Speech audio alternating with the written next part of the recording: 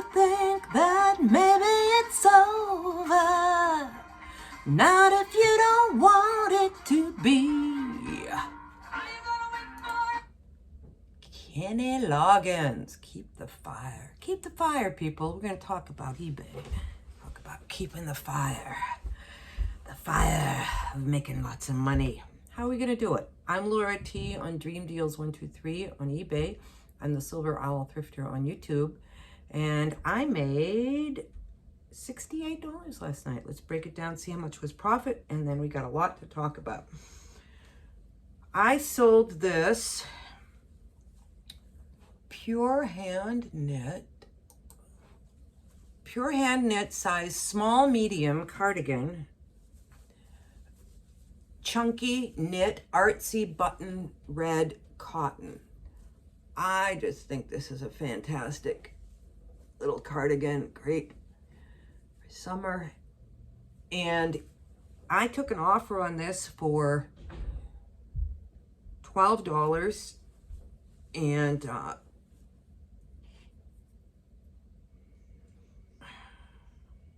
did I got all this again? I'm not very organized here. Yeah, there it is, right on the top. $12 plus $8 shipping for $20. I paid $4. I made $6 on this. Now, I did a little research on this afterwards because I was like, you know, it had a lot of interest, lots of watchers and everything, but just this one offer after months and months and months. And I know we're just going into the fall too. Maybe I could have waited a little, but I did I looked at other ones that were pretty much the same size, and there's like 21 listed and 2 sold. So it just doesn't have a very high sell-through rate, and I'm just happy it sold. Another thing I was thinking about, you know, that we tend to forget, we know it instinctively, but we tend to forget it. Like I say, I made $6 on this. I also made the $4 back. That's like a profit of $6, but I made my $4 back. So that is something, like, especially if you pay up for something and then you do your breakdown and you're like, I only made $3. Well, if you paid $12 for it and it had just been sitting forever, you really got $15 back, if you know what I mean. I mean, you know what I'm talking about. It's not nothing that we get our, like even with this one, I paid, you know, if I had lost $2 on it, I still would have made my money back. No, then I would have lost $2. Anyways, you know what I'm saying. So it was a day of reds and rusts and oranges and stuff today. Now this, I just listed it. It's that Athleta Cozy Karma ASIM pullover sweatshirt, size small, red pockets, athleisure. I paid $5 for this. I sold it for $20 plus $7 pretty much in a couple of days for $27. So I made $11 on this plus the $5 back. Now the nice thing about this, I'm trying to get better at this of looking up, figuring out what the styles are. That's another real key to finding out the true sell-through rate of an item. And it says right on here, Cozy Karma ASIM sweatshirt. So it's right there. So this was very easy to find the sell-through rate. And I think I just bought it without looking because I was like, it's a substantial Athleta. Didn't have that great of a, you know, didn't make a ton on it. But I'm going to beat my model of selling is going to be to try to sell very fast. I'm going to go for the fast nickel and not the slow dime. As scavenger life. I learned that term from them. I learned a lot from them, and I want to talk about that. Sometimes the stuff that we people who have been around for years and years learned is really not working anymore. Soft surroundings. I just saw it was petite small, and I was like, did I put that in there? I didn't remember. Well, I've had this so long. Soft surround. Now, again, it's, maybe I haven't had it that long. It's a fall winter piece, so it might just be that it was time to sell. Turtleneck. Soft surroundings, Jackie jersey, knit, turtleneck, maxi dress, small petite, terracotta. So, on this one, I don't know if they have the... I think I found the name of this by just seeing it. And I sold this for $15 plus $6 for $21. I paid $4. I made $8 on this, plus the $4 back. So I made a total, but I still didn't have very good margins. 68 gross and 25 net. But again, I'm moving stuff, and I'm happy with it. I'm okay. 33,482 gross, 16,691 net for the year. Okay, things I wanted to talk about. All right, let's talk about Scavenger Life. Scavenger Life, Jay and Ryan. And their store is Ryan's Vintage, if you want to look at it. Well, I did look at it yesterday. They have like 9,000 items listed, and I'm not going to say what it was, but they don't have a really great like sell-through rate on the store. And I started kind of niching. Well, this is what I did. I've been listening to Big Yumbo a lot too, who has great 100% sell-through rate in his store. Every 3 months it all sells. He's got a great way to do business, and he makes lots of money. And I put in button-up shirt, or no, button-down shirt in Big Yumbo's. He had like, I don't know, I forget, but 20 listed, 20 sold. I put in button-down shirts in Ryan's Vintage, and I'm not trying to criticize them or anything. I'm just kind of learning, figuring some stuff out. They had many listed and one sold. And, the prices, her thing was listed and forget it. And if they've been doing this for, I don't know, 10, 15 years now, if she listed something 10 years ago and isn't changing it, now maybe they are, but I don't know, I'm not trying to pick on them. I'm just, the whole listed and forget it, I think, is something that doesn't work very well anymore. Even if I was thinking about it, well, some people say, oh, I had best offer. Okay, but there's so much competition out there now.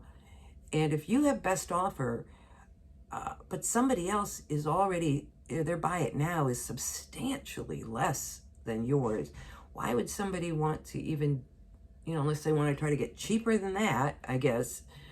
But say you have something for 20 and or let's say you have something for 30 and best offer.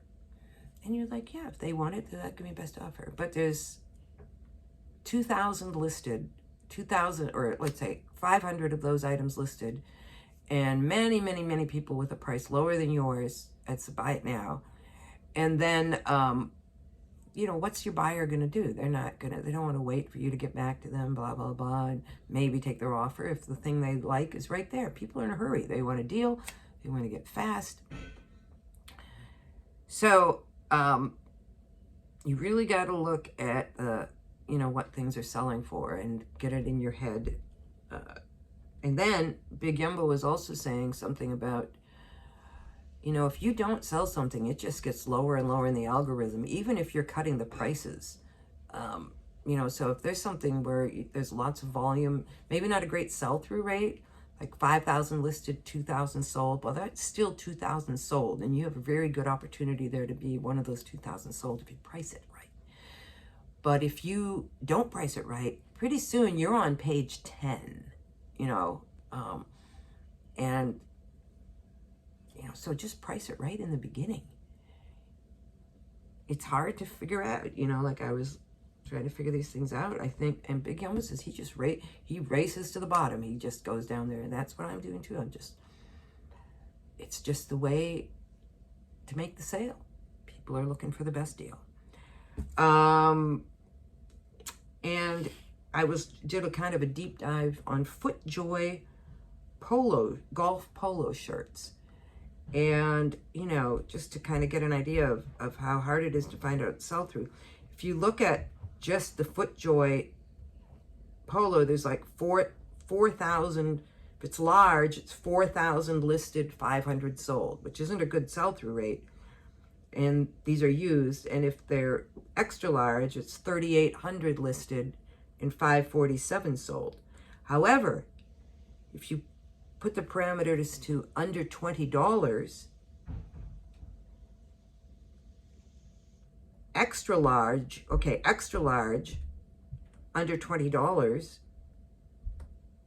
is 14 sold, or 14 listed, 31 sold. In other words, new. These are new. Yes. If it's new, it sells like crazy, especially in the large and the extra large. Or maybe it's just the extra large. But anyways, the point I'm saying is, you might say, oh, FootJoy, bad sell-through rate. Not if it's new and under $20 and large, extra large, plus sizes. Then it has a great sell-through rate. So you got to just really get into, those specifics. And so, I mean, if you could find at the bins new with tags, or if you could find a new with tags FootJoy polo for probably under $4 or $5 at the very most, probably be better to get it for about $1. I'm talking new with tags. So, but a used one, you're competing. I mean, even the new are cheap. See, that's the other thing. Sometimes look at the new. Look at when you're we always compare used to used, but sometimes it's good to look at what the new is selling for, because sometimes the new is competitive with the used. So that's what you're competing against, and that's what these people who priced it under $20 new, they know what they're doing. They're wanting to make quick sales.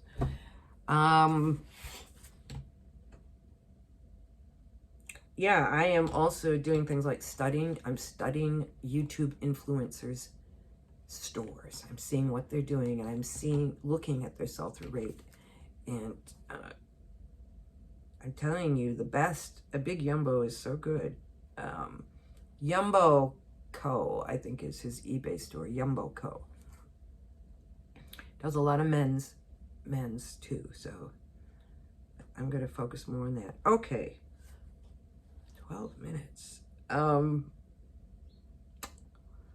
other stuff, well, another little more eBay. There's a show on Netflix called Wednesday, and it's about the Addams Family, the girl Wednesday in the Addams Family. It's very popular, and people are liking her style. It's very black goth, which is always in, but like black and white striped shirts, lots of stripes in that.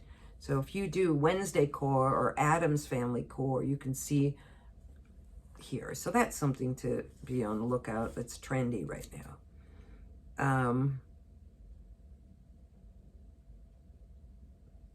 And it's a really good show if you haven't seen it.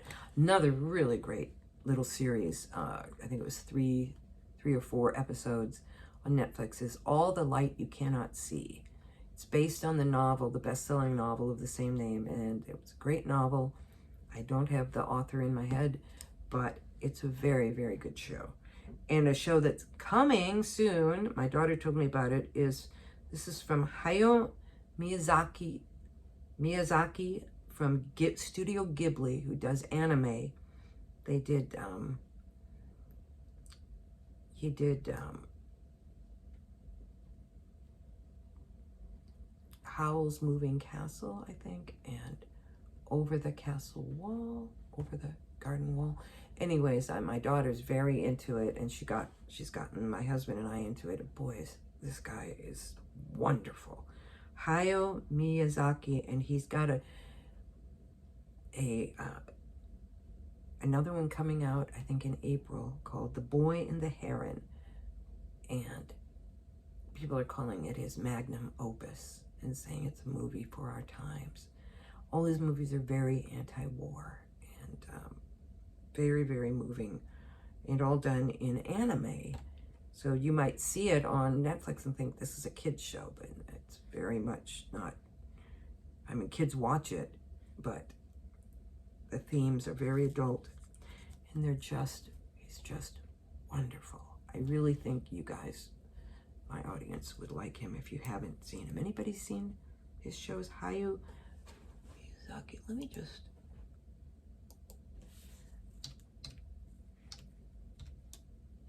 Hayao, I think you guys probably might have heard of some of his shows.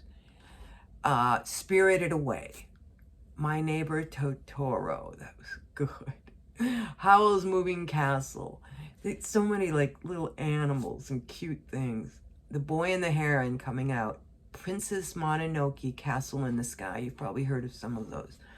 Yeah, just wonderful. Okay. 15 minutes.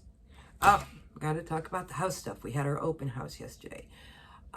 We had 15 groups come through, and my realtor said everybody just raved about the house.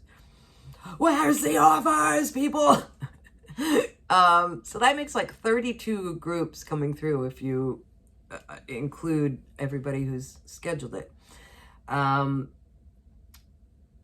So, you know, we're just waiting here. And I went to an open house of our competition yesterday, and said they went $700,000. They left their cat litter out. I mean, I don't know, you know, it was like, I don't know. It was a nice neighborhood, a very nice neighborhood, so maybe. But put your cat litter away when you're having an open house. Don't you agree? Wouldn't you agree? Am I being too picky? Oh, stop judging people, Laura. No, I was happy to see it. I was like, all right. And the floors needed refinishing, and it needed painting. I mean, it really looked like it needed a little work. So, anyways. Well, that's about it. So, everything's going good. Yep.